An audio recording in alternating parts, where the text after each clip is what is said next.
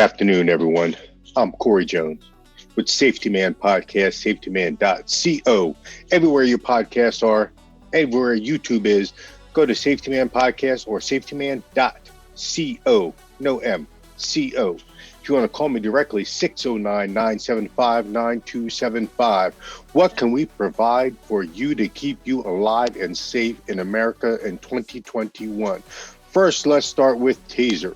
If you have a Taser, if you want to buy a Taser and you want to learn how to use it properly, what its expectations are, its limitations, where it excels, and where it may not be the best weapon system for your situation, contact a former Taser instructor who has taught numerous civilians and law enforcement agencies. If you want to take the step up and get into mixed martial arts or any kind of martial arts, or carry a blunt weapon or a knife or something like that, and talk about that be your go-to means for self-defense, I could talk to you about that as well. We could talk about the pros and cons and how much of your oomph do you have behind using this weapon to attack somebody who's trying to kill or kidnap you or someone you love. Remember, these asocial, these atypical people that are going to try to use violence against you, they need to be injured. They don't need to be hurt. There's a difference. They need to be injured. And I'm stealing a little bit from Tony Larkin's book called The Gift of Fear, and When Fear is the Right Answer. When fear is the right answer, it is the only right answer.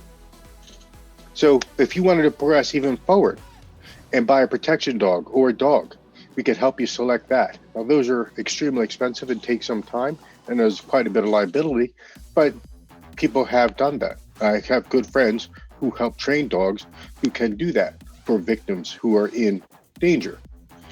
Finally, if you want to learn how to shoot a firearm, first we have to legally obtain a firearm. And depending on which state you're in, that could see how that may be problematic. In New Jersey, you have to go on the state police website. It's pretty cut and dry, shows you what you have to do, but I caution you, make sure you follow the language that I was going to get you 2 pieces of paper at the end. A firearms ID card and a permit to purchase a handgun. You'll have to get both of those. They're 2 separate things. You have to get both of them. A firearms ID card and a permit to purchase a handgun. The firearms ID card is indefinite at this point, and the permit to purchase a handgun may be extended up to 90 or up to 120 days, depending on the pandemic. Start thinking about what firearms you might like to use. Reach out to me. We can go to the range. We could shoot the guns I already have, and we could show you what a 9mm does, what a 12 gauge does with different types of load in it. And you could see at 10 yards, at 7 yards, at 5 yards, at 3 yards, these different guns are going to put different rounds at different places in your house. And I think that's what's most important, because everyone's home is set up different, everyone's family is set up different, and everybody has a kind of a different idea of how they're going to defend their house. Just a little quick way on how I train. I'm a 27-year police veteran. I used to run SWAT teams. I used to run Taser teams. I used to run the police academy firearms unit. I used to train just about every police officer in the state of New Jersey in one way or another. Now I train civilians. I still train some local police agencies and law enforcement agencies on the side. And I have some Fortune 100, 500 companies that I do training to with my verbal de-escalation through verbal judo, which I highly recommend, because if we cannot have to shoot somebody, that's even greater. But the way I train my homeowners when they get a new gun is, first we do safety, right? So we want to make sure they're tactically or practically okay with using this firearm. We have to do it safe. We have to do it tactically sound, that the techniques that I'm going to give you are going to work. Okay, so they are tactically sound. After that, we have to give you a legal background so that anything you do or don't do with this firearm in reference to this use of force is going to be supported strongly by the legal community.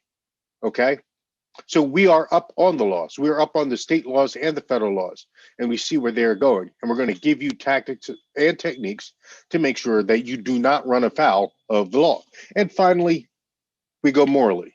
I want to morally protect you, because unfortunately, if you use deadly force, you're going to wake up every morning and you're going to see it on Facebook, and you're going to see it on the news, and you're going to hear your friends and neighbors and coworkers talking about it.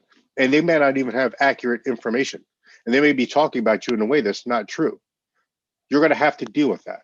So I'm going to give you all that information. We're going to build that tactically, legally, and morally defensible use of force plan that you're going to hopefully never, but be ready to put in place with your entire family, working together as one to protect from an unforeign, asymptomatic bad guy coming in your house. Are we clear? Hit me up on safetyman.co, and we'll get you locked on for training, locked down for discussion about active shooter training for your office and so forth. All those things aren't going away, it's just been a pandemic. Trust me, as soon as all these angry people go back to work, some of them are going to get fired, and we're going to have active shooters again. So let active shooter training happen through safetyman.co.